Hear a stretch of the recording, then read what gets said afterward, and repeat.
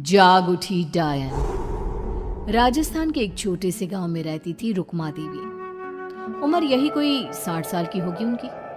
गांव के लोग कहते थे कि वो औरत नहीं बल्कि डायन थी, क्योंकि शादी होते ही रुक्मा के पति की मौत हो गई और फिर धीरे धीरे उसके परिवार के सब लोग एक एक करके खत्म हो गए और साथ ही गांव में पड़ा अकाल। जमीन सूख गई, खेती सूख गई, लोग भूखे मरने लगे। रुक्मा को गांव से बाहर निकाल दिया गया और तब से वो गांव के बाहर झोपड़ी बनाकर रहने लगी। कोई भी रुक्मा के घर के आजू बाजू से गुजरता तक नहीं था। एक दिन गांव के रहने वाले रतन और उसकी पत्नी आनंदी को दूसरे गांव से आते वक्त रात हो गई और अंधेरे में रास्ता भटक के वो रुक्मा की झोपड़ी के पास जा पहुंचे। अरे आनंदी, ये क्या हो गया? हम तो रुक्मा डायन की झोपड़ी के पास आ पहुंचे। अब तो सब बुरा होगा। जल्दी जल्दी से निकल यहाँ से। हाँ जी, सही कहते हैं आप। ये डायन हमको खा जाएगी, जल्दी भागो यहाँ से। तभी रुक्मा झोपड़ी से बाहर आती है। अरे रुको, तुम लोग यहाँ मेरी झोपड़ी में आराम कर लो और देखो, इस रास्ते पर आगे मत जाना। हाँ हाँ, हमें आगे जाने से इसलिए रोक रही है ना, ताकि हमें मार डाले तू। अरे ना ना, मैं तो तुम्हारी जान बचाना चाहती हूँ, मेरी बात तो सुनो। डर की वजह से आनंदी और रतन वहां से भाग जाते हैं, लेकिन फिर अगले दिन गांव में खबर फैलती है कि रतन और आनंदी ने अपने घर में फांसी लगाकर आत्महत्या कर ली। वजह क्या थी किसी की समझ में नहीं आया। अगले दिन गांव में जोर का तूफान आया और भयानक तरीके से किसी के रोने की आवाज गूंजने लगी। अरे भाई, लगता है उस डायन रुक्मा ने गांव पे काला जादू कर दिया है। हाँ भाई, मुझे भी ऐसा ही लग रहा है। लगता है कल आनंदी और रतन मर गए। लगता है ये उसी का किया धरा है। हमें सरपंच के पास चलना चाहिए। वो दोनों आदमी सरपंच के घर पहुंचते हैं। अरे, तुम इस वक्त यहाँ पर क्यों आए हो? जानते नहीं बाहर क्या हो रहा है? कितनी डरावनी आवाज गांव में गूंज रही है। बस मालिक, किसी तरह आ गए। पूरे गांव वालों की जिंदगी का सवाल है। अरे मालिक, ऐसे तो सब एक एक करके मर जाएंगे। तो क्या चाहते हो? क्या किया जाए? मालिक, हमें रुक्मा को मारना होगा। अरे जब तक वो डायन गांव में जिंदा रहेगी तब तक गांव में ये सब होता ही रहेगा।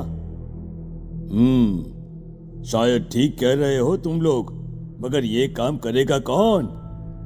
मालिक, अगर आप कहे तो हम दोनों मिलके इस काम को अंजाम दे दे। बस आपको हमें यकीन दिलाना होगा कि हम पकड़े नहीं जाएंगे।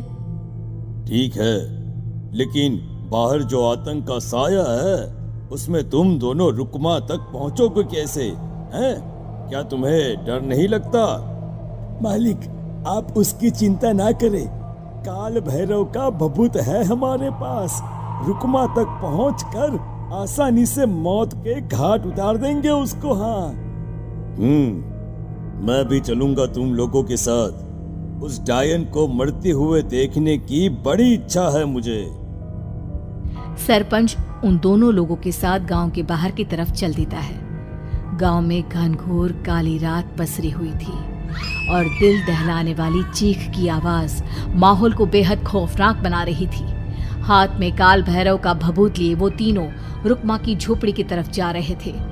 वहां पहुंचने के बाद, ये लो खंजर और पार कर दो इस डायन के कलेजे के अंदर। मालिक, आप बस यहीं खड़े होकर नजारा देखो, आज ना बचेगी ये। हाँ मालिक, ये भभूत अब इसकी जरूरत नहीं है। मैं इसे यहाँ पेड़ की डाली पे रख देता हूँ। लौटते वक्त हमारी रक्षा करेगा। वो दोनों आदमी चुपके से सोती हुई रुक्मा देवी के ऊपर वार करते हैं। एक जोरदार चीख से वो इलाका गूंज उठता है, लेकिन अचानक रुक्मा के शरीर से जो खून बहता है उसका रंग नीला था। ये देखकर वो दोनों आदमी डर से कांपने लगते हैं। अरे अरे अरे अरे, ये क्या? अरे इसके खून का रंग तो नीला है। अरे तो क्या हुआ? डायन जो ठहरी इंसान नहीं है ये। और आज इस बात का पक्का यकीन हो गया है। मर गई चुड़ैल, मर जाने दे। चल सरपंच साहब को जाकर ये खबर सुनाते हैं। वो दोनों जैसे ही बाहर आए, उन्होंने देखा सरपंच की लाश पेड़ पे लटकी हुई थी। ये देखकर वो दोनों डर के मारे चीखते हुए वहां से भागे, लेकिन तभी एक बेहद डरावनी औरत उनके सामने आकर खड़ी हो गई। कहाँ जा रहे हो? तुम्हें क्या लगा किसी का खून करके बच जाओगे तुम? कौन हो तुम? कौन हो? हमने तो डायन को मारा है, कुछ गलत नहीं किया भाई। वो डायन नहीं थी, वो इस गांव की रक्षा कर रही थी। तुम कौन हो? और तुम्हें कैसे पता वो कौन थी? उसने रतन और आनंदी को मार डाला। रतन और आनंदी को मना किया था रुक्मा ने इस रास्ते से आगे जाने से, पर वही दोनों माने नहीं और उन दोनों ने मुझे देख लिया था, इसलिए उनका मरना तो तय था। क्या मतलब तूने मारा था? और हम समझ रहे थे कि रुक्मा ये सब कर रही है। अरे वो तो मेरे कब्जे में थी, रोज अपने खून का चढ़ावा देकर इस गांव को बचा रही थी, तभी तो उसका खून नीला पड़ गया था। लेकिन तुमने तो उसे मारकर मेरा काम आसान कर दिया। अरे नहीं नहीं, हम नहीं मानते कि ये सच है। नहीं मानते तो बताओ सरपंच कैसे मरा फिर? क्योंकि उस वक्त तो तुम लोग रुक्मा को मार रहे थे ना, जवाब दो। हाँ बात तो सही है, इसका मतलब इसका मतलब अब तुम लोगों ने अपनी मौत को खुद दावत दी है, क्योंकि जो तुम लोगों को बचाने की कोशिश कर रही थी वो तो अब रही नहीं। अरे लेकिन कौन है वो जो हम लोगों को मारना चाहता है?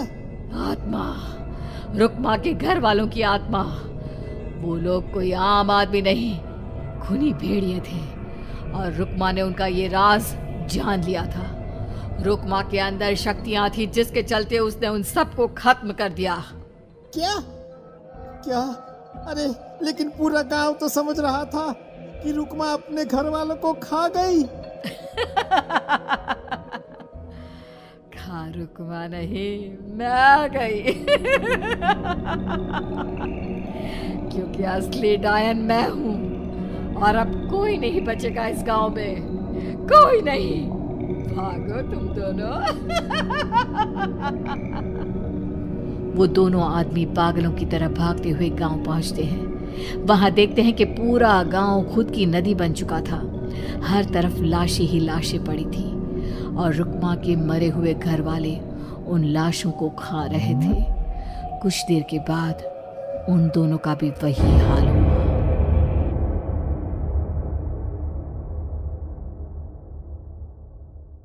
गूंज।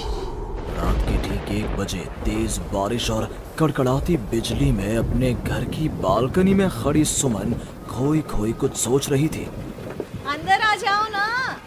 उसके घर के अंदर से आवाज आती है। तब भी सुमन काले अंधेरे में खड़ी न जाने किसका इंतजार कर रही थी, जिसमें से एक औरत अपने 2 बच्चों के साथ उसके पास वाले घर में लाल रंग की एक कार से उतरती है और बारिश में भागती हुई सामने वाले घर में चली जाती है। हेलो, कौन? मेरा कुछ सामान तुम्हारे पास है, लौटाओगे नहीं? आपका क्या सामान? कौन है आप? और मैं तो इस घर में कुछ सेकंड्स पहले ही आई हूँ। आपको यहाँ का नंबर कैसे पता चला? मम्मी, हो सकता है कि जो फैमिली यहाँ पहले रहती हो ये कॉल उनके लिए हो। नहीं, ऐसा नहीं है। बाहर कड़कड़ाती बिजली एक अनजान आदमी के फोन ने नेहा को डरा दिया था। वो फौरन कॉल रख देती है। चलो बच्चों, कमरे में चलते हैं, मैं तुम्हें सुला देती हूँ। पर यहाँ इतने अंधेरे में तो कुछ भी नहीं दिख रहा मम्मी, फ्लैश लाइट ऑन करो ना। नेहा फ्लैश ऑन करती है, जहां उसे ऊपर जाने की सीढ़ियां दिखती हैं और चारों तरफ सफेद कपड़ों से ढके हुए फर्नीचर। तभी नेहा की 3 साल की बेटी उससे कहती है, मम्मा घोस्ट। नो माय लव, ये तो वाइट क्लोथ्स हैं। चलो ऊपर मम्मा आपको स्टोरी सुनाएगी, सुननी है ना? चलो चलो चलो। नेहा स्ट्रॉबेरी को गोद में उठाती है और रोहन के साथ सीढ़ियां चढ़ना शुरू करती है। एक एक कदम उसे ऐसा एहसास हो रहा था मानो वो सीढ़ियों पर नहीं दलदल में कदम रख रही हो। ये मेरे पैर सीढ़ियों में धंस क्यों रहे हैं? बहुत देर चलने के बाद सीढ़ियां खत्म होती हैं। ऐसा लग रहा है मानो मैं जन्मों से बस चल ही रही हूँ। जैसे तैसे थकी हारी नेहा ऊपर कमरे में पहुंचती है। जैसे ही फ्लैश बेड पर पड़ता है वो देखती है कि उसके दोनों बच्चे पहले से ही बिस्तर पर सो रहे हैं। मेरा सर चकरा रहा है। बच्चे तो मेरी गोद में थे, यहाँ कैसे आ गए? और वो भी मुझसे पहले। नेहा कुछ समझ नहीं पाती और बेसुध होकर जमीन पर गिर पड़ती है।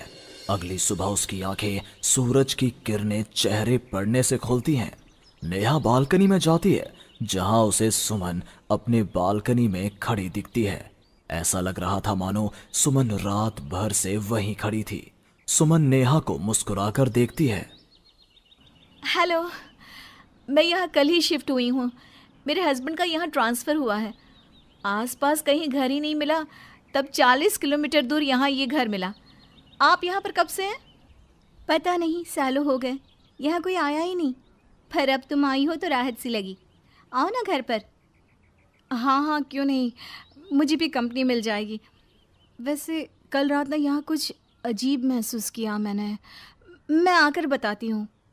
नेहा सुमन से मिलने उसके घर जाती है और पिछली रात हुए इंसिडेंट के बारे में उसको बताती है।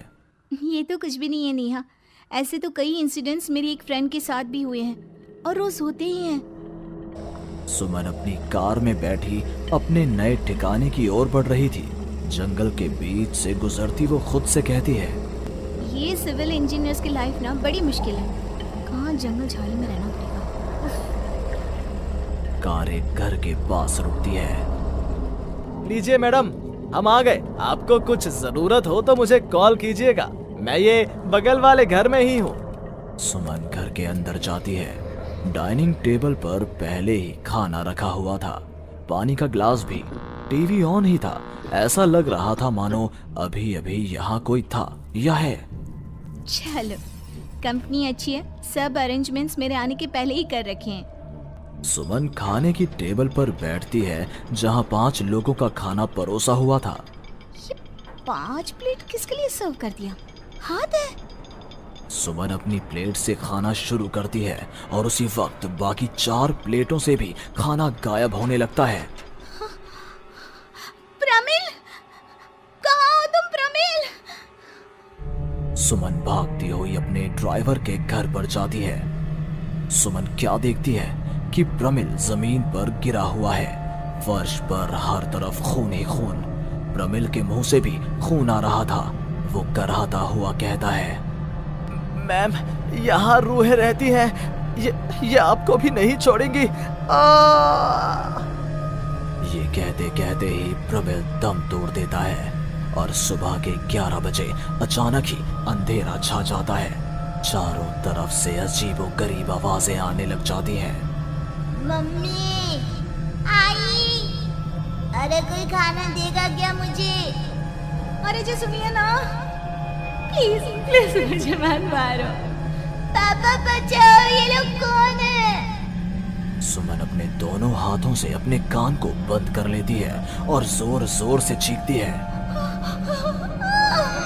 अचानक एक सन्नाटा चारों ओर फैल जाता है। सुमन प्रमिल के घर से बाहर निकलती है। चारों ओर घुप अंधेरा, वो भी कुछ देख नहीं पाती और वापस अपने घर की ओर लौट आती है। इससे अच्छी तो मौत होती। ये मैं कहाँ फंस गई? मम्मा गोदी। अरे सुमन, क्या मरने वरने की बात करती रहती हो? जाओ मेरे लिए चाय बनाओ। ये कौन बोल रहा है? तभी अचानक से घर की लाइट्स ऑन हो जाती हैं। सुमन देखती है कि वो किचन में है। उसके ठीक बगल में एक औरत, जिसके बाल उसके चेहरे की ओर थे, गैस के फ्लेम में अपने दोनों हाथों को पका रही थी।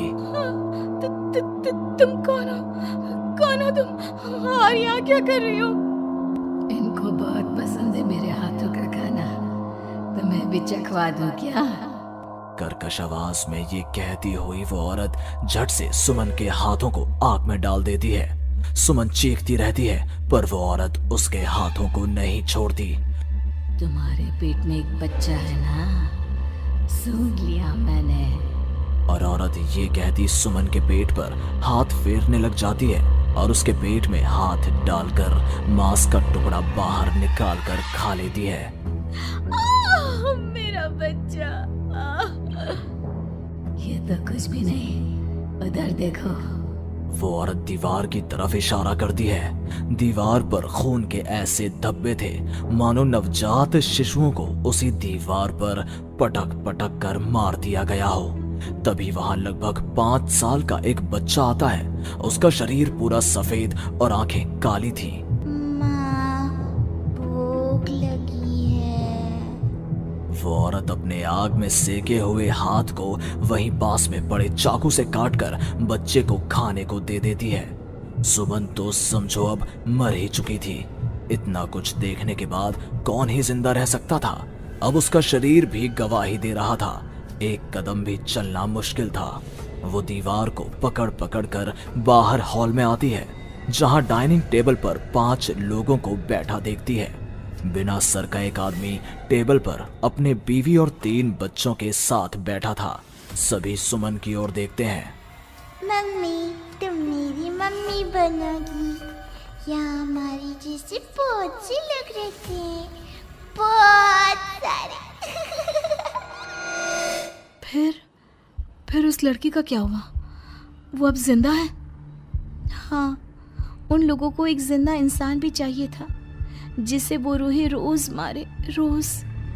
पता नहीं कितनी ही रूहें हैं, आज भी 1-2 तो दिख ही जाती हैं। वो लड़की तो बस निकलने का राह ढूंढ रही है, पर वो निकलेगी कैसे?